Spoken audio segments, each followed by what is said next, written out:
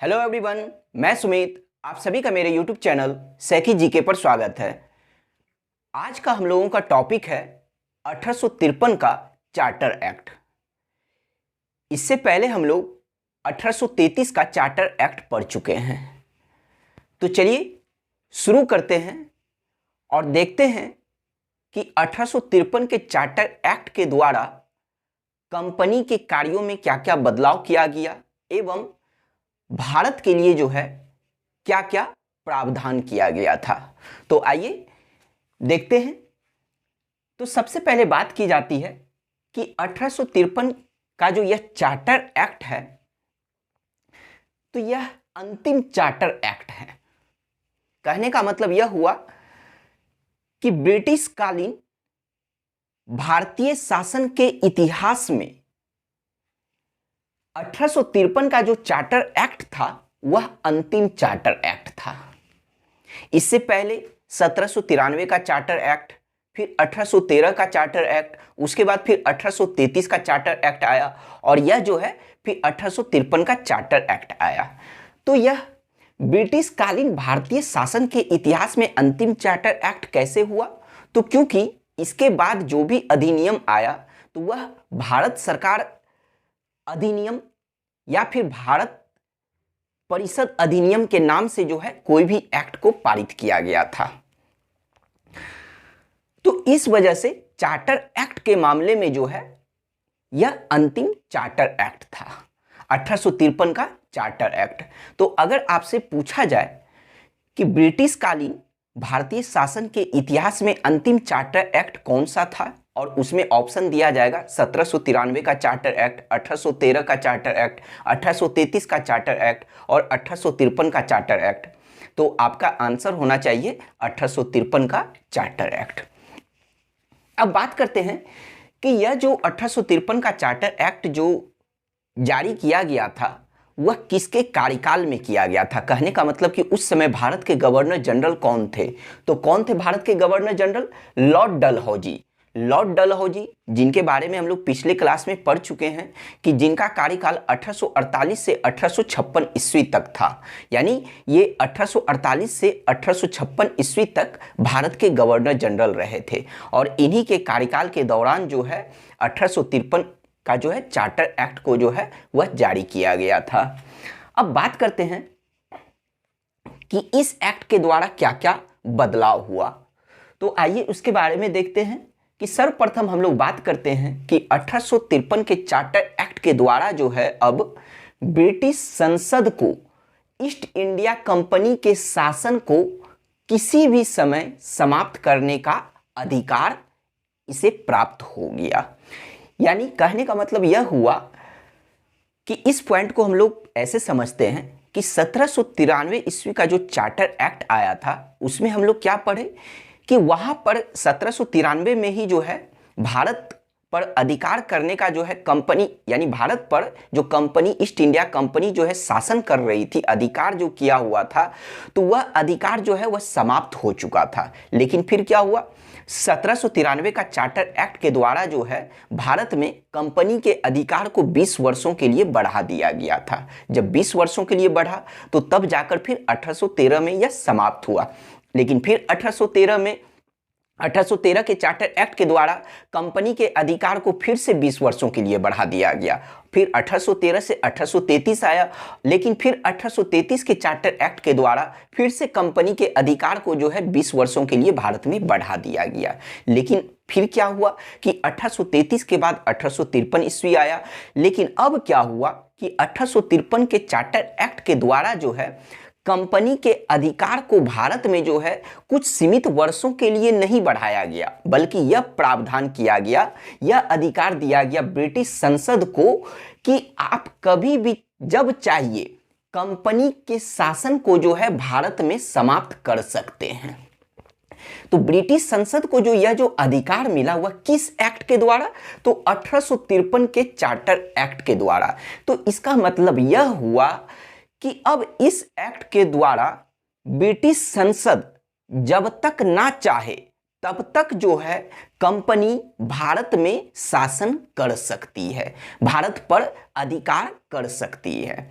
तो इसका मतलब यह समझे कि अब 1853 के चार्टर एक्ट के द्वारा कंपनी के अधिकार को किसी सीमित वर्षों के लिए नहीं बढ़ाया गया, बल्कि अगर मान लीजिए कि इस तरह से समझिए कि अगर 1853 में यह एक्ट पारित हुआ और ब्रिटिश संसद का मन हो गया कि किसी कारणवश जो है 1854 ईस्वी में कंपनी के अधिकार को, कंपनी का शासन को भारत में समाप्त करना है, तो वह कर सकती थी। इसका मतलब यह हुआ। तो यह समझ गए कि ब्रिटिश संसद को जो है कंपनी के शासन को समाप्त करने का अधिकार कभी भी जो मिला तो वह किस एक्ट के द्वारा, तो 1853 के चार्टर एक्ट के द्वारा। मतलब यह जब तक नहीं चाहेगी तब तक कंपनी भारत में शासन कर सकती थी। अब बात करते हैं नेक्स्ट पॉइंट की कि 1853 के चार्टर एक्ट के द्वारा निदेशक मंडल के सदस्यों की संख्या 24 से घटाकर 18 कर दी गई। तो सबसे पहले बात करते हैं निदेशक मंडल के बारे में। निदेशक मंडल जिसे बोर्ड ऑफ डायरेक्टर कहा गया है। तो हम लोग 1773 के रेगुलेटिंग एक्ट में हम लोग यह पढ़े थे कि कंपनी के कार्यों को देखने के लिए जो है एक निदेशक मंडल का गठन किया गया था और उस निदेशक मंडल में सदस्यों की संख्या कितनी थी, तो कुल 24 थी। इसका मतलब यह हुआ कि 1853 ईस्वी के चार्टर एक्ट पारित होने से पहले निदेशक मंडल के सदस्यों की संख्या अब तक जो है यानी 1773 ईस्वी से ही अब तक कितनी चली आ रही थी, तो वह 24 ही थी। लेकिन क्या हुआ कि इस एक्ट के द्वारा अर्थात 1853 के चार्टर एक्ट के द्वारा जो निदेशक मंडल के सदस्यों की संख्या अब तक 24 थी, लेकिन अब उसे घटाकर कितना कर दिया गया, तो 18 कर दिया गया। यानी अब इस निदेशक मंडल में जो है सदस्य सिर्फ 18 ही रहेंगे। लेकिन यह भी कंडीशन उसके साथ साथ रखा गया कि इस 18 सदस्य में से 6 सदस्य जो है ब्रिटिश क्राउन द्वारा मनोनीत किया जाएगा। कहने का मतलब यह हुआ कि 1853 के चार्टर एक्ट के द्वारा निदेशक मंडल के सदस्यों की संख्या 24 से घटाकर 18 तो कर ही दी गई, लेकिन उस 18 सदस्यों में से 6 सदस्यों का जो मतलब कि जो मनोनीत जो किया जाएगा उसे कौन करेगा, तो वह उसे जो है ब्रिटिश क्राउन अर्थात ब्रिटिश सम्राट करेगा। ठीक है, तो उन 6 सदस्यों का मनोनयन जो है कौन करेगा, तो वह ब्रिटिश क्राउन करेगा। तो यह जो है मतलब प्रावधान किया गया था किस एक्ट के द्वारा, तो 1853 के चार्टर एक्ट के द्वारा किया गया था। अब बात करते हैं नेक्स्ट पॉइंट की। तो वो जो नेक्स्ट पॉइंट है कि 1853 के चार्टर एक्ट के द्वारा भारत में विधायी कार्यों को प्रशासनिक कार्यों से अलग कर दिया गया। इसका मतलब क्या हुआ, विधायी कार्यों को प्रशासनिक कार्यों से अलग करने का मतलब यह हुआ कि अब जो है कार्यपालिका को जो है न्यायिक कार्यों से जो है वह अलग कर दिया गया। या फिर हम यह कह सकते हैं कि पहले जो है कार्यपालिका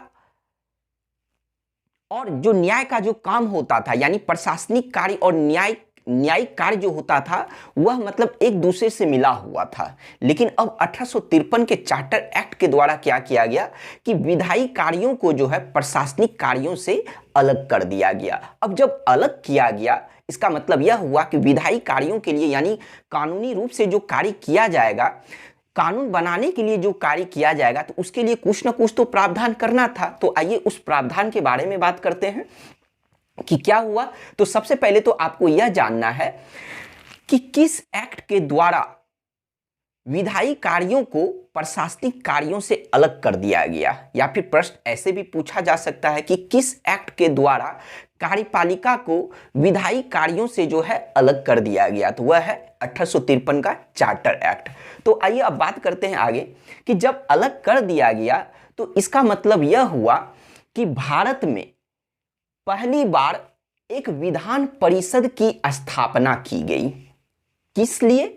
किस लिए विधान परिषद की जो है स्थापना की गई, तो वह विधि निर्माण के लिए यानी कानून का निर्माण करने के लिए, कानून बनाने के लिए।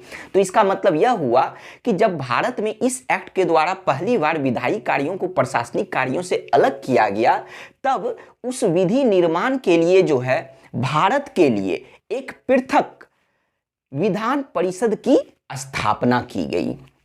और इस विधान परिषद में कितने सदस्य होते? तो इस विधान परिषद में कुल 12 सदस्य होते। इसका मतलब यह हुआ कि भारत के लिए विधि निर्माण करने के लिए 12 सदस्यों वाली एक विधान परिषद की स्थापना की गई थी। यानी एक विधान परिषद की जो स्थापना जो की गई थी, और उसमें सदस्य कितने होते? तो उसमें सदस्य 12 सदस्य को नियुक्त किया जाता। तो अब बात करते हैं कि इस विधान परिषद में जो 12 सदस्य जो होते, तो ये 12 सदस्य कौन बनते? ठीक है, तो यहां पर बात करते हैं, ये जो 12 सदस्य जो होते थे, तो विभिन्न प्रांतों के प्रतिनिधि जो होते थे वही इनके सदस्य बनते थे, जो इसमें कुल 12 सदस्य थे। तो यहां पर कहने का मतलब हुआ कि विभिन्न प्रांतों के प्रतिनिधि। तो यहां पर प्रतिनिधि का मतलब क्या है? विभिन्न प्रांतों के प्रतिनिधि कहने का मतलब क्या हुआ? तो इसका मतलब यह हुआ कि उस प्रांत के द्वारा चुने गए व्यक्ति, उस प्रांत के लोगों के द्वारा चुने गए व्यक्ति जो उस प्रांत का पक्ष जो है विधान परिषद में रख सकते थे, जो उस प्रांत के लोगों का पक्ष जो है विधान परिषद में रख सकते थे, तो उसे ही प्रतिनिधि कहा गया है। तो इसका मतलब यह समझे कि विभिन्न प्रांतों के, यानी अलग अलग प्रांतों के जो प्रतिनिधि जो चुन कर जो आते थे, यानी अलग अलग प्रांतों के द्वारा जो व्यक्ति चुने जाते थे जो उस प्रांत का पक्ष रखते विधान परिषद में, तो वही लोग जो है मतलब इस विधान परिषद का सदस्य होते थे। और इसकी कुल संख्या कितनी होती थी? तो कुल संख्या 12 होती थी। और इस विधान परिषद की स्थापना क्यों की गई थी? तो विधि निर्माण के लिए, यानी कानून का निर्माण करने के लिए। तो यहां पर एक पॉइंट जब आप यह देखें कि विधान परिषद का जो 12 सदस्य होता था, तो यह विभिन्न प्रांतों का प्रतिनिधि होता था। ठीक है, तो इसका मतलब यह हुआ कि भारत में पहली बार क्षेत्रीय प्रतिनिधित्व का सिद्धांत लागू किया गया। यानी क्षेत्र से जो है अगर कोई व्यक्ति प्रतिनिधित्व कर रहा है, तो इसका मतलब क्या हुआ कि भारत में पहली बार क्षेत्रीय प्रतिनिधित्व का सिद्धांत लागू किया गया। और यह क्षेत्रीय प्रतिनिधित्व का सिद्धांत किसके लिए लागू किया गया भारत में पहली बार? तो यह विधान परिषद के लिए किया गया। ध्यान दीजिएगा, क्योंकि यहां पर लिखा है ना कि विधान परिषद में जो 12 सदस्य होते थे, तो वो कौन होते थे? विभिन्न प्रांतों के प्रतिनिधि। तो इसी आधार पर भारत में पहली बार क्षेत्रीय प्रतिनिधित्व का सिद्धांत लागू हुआ। किसके लिए? तो विधान परिषद के लिए। लेकिन जो आपसे प्रश्न पूछा जाएगा कि भारत में पहली बार क्षेत्रीय प्रतिनिधित्व का जो सिद्धांत लागू किया गया वह किस एक्ट के द्वारा? तो किस एक्ट के द्वारा? तो 1853 के चार्टर एक्ट के द्वारा। किसके लिए लागू किया गया था? तो विधान परिषद के लिए लागू किया गया था। अब बात करते हैं नेक्स्ट पॉइंट की, कि यहां पर हम लोग देखें कि इस एक्ट के द्वारा जो विधान परिषद का भारत में जो निर्माण किया गया एक विधान परिषद का, वह किस लिए? तो कानून का निर्माण करने के लिए, यानी विधि निर्माण के लिए। लेकिन यह बात आपको पता होना चाहिए कि इस विधान परिषद के द्वारा जो भी कानून बनाया जाता था, वह कानून तभी पारित माना जाता था, तभी वह कानून तभी अधिनियम बनता था, वह कानून तभी एक एक्ट के रूप में पारित होता था, जब तक कि उस विधि को गवर्नर जनरल से जो है उसे अनुमति नहीं मिल जाता था। कहने का मतलब यह हुआ कि इसे ध्यान से समझिए कि विधान परिषद के द्वारा जो विधि का निर्माण किया जाता था, वह विधि तब तक पारित नहीं समझा जाता था, वह विधि तब तक एक अधिनियम नहीं बनता था। अधिनियम कहने का मतलब एक एक्ट नहीं बन जाता था। ठीक है, तो कब तक एक्ट या कब तक अधिनियम नहीं बनता? तो जब तक कि उसे गवर्नर जनरल से अनुमति नहीं मिलती, अर्थात उस कानून पर गवर्नर जनरल का जब तक हस्ताक्षर नहीं हो जाता, तब तक विधान परिषद के द्वारा बनाया गया जो कानून जो है वह एक एक्ट नहीं कहलाता था, वह एक अधिनियम नहीं कहलाता था। तो इसका मतलब यह हुआ कि ठीक है, विधान परिषद के द्वारा जो कानून का निर्माण किया गया, इसका मतलब वह कानून जो है एक एक्ट, एक अधिनियम तब बनेगा जब तक कि गवर्नर जनरल उस पर साइन ना कर दे, अर्थात अपना वह अनुमति नहीं दे दे। तो यहां पर वही लाइन है कि इस विधि का जो है अधिनियम बनने के लिए जो है गवर्नर जनरल की अनुमति आवश्यक थी। लेकिन ठीक है, गवर्नर जनरल तो अनुमति दे देते, लेकिन यह भी बात ध्यान रहना चाहिए कि विधान परिषद के द्वारा जो कानून बनाया जाता था उस पर हस्ताक्षर करने के लिए गवर्नर जनरल बाध्य नहीं थे। इसका मतलब यह हुआ कि ऐसा नहीं था कि विधान परिषद जो कानून बनाकर गवर्नर जनरल के पास भेजा साइन करने के लिए, तो उस पर वह साइन करने के लिए बाध्य नहीं था, मजबूर नहीं था। उसका मन अगर होता तो वह नहीं भी करता। इसका मतलब यह हुआ कि गवर्नर जनरल को वीटो करने का अधिकार था। यहां पर वर्ड देखिए, वीटो। वीटो का मतलब क्या होता है? अगर सरल शब्दों में बात करें तो वीटो का मतलब यह हुआ कि अनुमति नहीं देना। कहने का मतलब यह हुआ कि विधान परिषद के द्वारा जो कानून बनाकर जो भेजा गया गवर्नर जनरल के पास, तो गवर्नर जनरल क्या करेंगे? अपने वीटो का जो है, वीटो अधिकार का जो है यह प्रयोग करेंगे। इसका मतलब यह हुआ कि एक गवर्नर जनरल के रूप में मैं आपको यह बोल रहा हूं, यानी विधान परिषद को मैं बोल रहा हूं कि मैं इस कानून को जो है पारित करने का अनुमति नहीं देता हूं। इसे ही वीटो कहा जाता है। तो गवर्नर जनरल कभी कभी क्या होते थे कि वो वीटो का मतलब वीटो का जो है प्रयोग करते थे। इसका मतलब इस एक्ट के द्वारा गवर्नर जनरल को वीटो करने का भी अधिकार था किसी भी कानून के निर्माण में। और वह कानून कौन सा? तो जो विधान परिषद के द्वारा जो बनाई जाती थी। अब बात करते हैं नेक्स्ट पॉइंट की कि 1853 के चार्टर एक्ट के द्वारा जो है बंगाल के प्रशासनिक कार्यों के लिए एक अलग से लेफ्टिनेंट गवर्नर की नियुक्ति की गई थी। तो एक पृथक या फिर एक अलग से लेफ्टिनेंट गवर्नर की नियुक्ति किस प्रांत के लिए किया गया था? तो वह बंगाल के लिए किया गया था। बंगाल में भी किस वजह से? तो बंगाल के प्रशासनिक कार्यों के लिए किया गया था। किस एक्ट के द्वारा? तो 1853 के चार्टर एक्ट के द्वारा। अब नेक्स्ट पॉइंट की बात करते हैं कि 1853 के चार्टर एक्ट के द्वारा विधि सदस्य को गवर्नर जनरल इन काउंसिल का पूर्ण सदस्य बनाया गया। कहने का मतलब यह हुआ कि गवर्नर जनरल इन काउंसिल का मतलब कि गवर्नर जनरल के परिषद का जो है कार्यकारिणी परिषद का पूर्ण सदस्य बनाया गया। किसे? तो विधि सदस्य को। तो आइए सबसे पहले बात करते हैं इस विधि सदस्य के बारे में। ये विधि सदस्य कौन है? तो हम लोग पढ़ चुके हैं कि जब 1833 का चार्टर अधिनियम पढ़े थे, चार्टर एक्ट पढ़े थे, तब उसमें हम लोग पढ़े थे कि उस एक्ट के द्वारा बंगाल के गवर्नर जनरल को भारत का गवर्नर जनरल बना दिया गया था।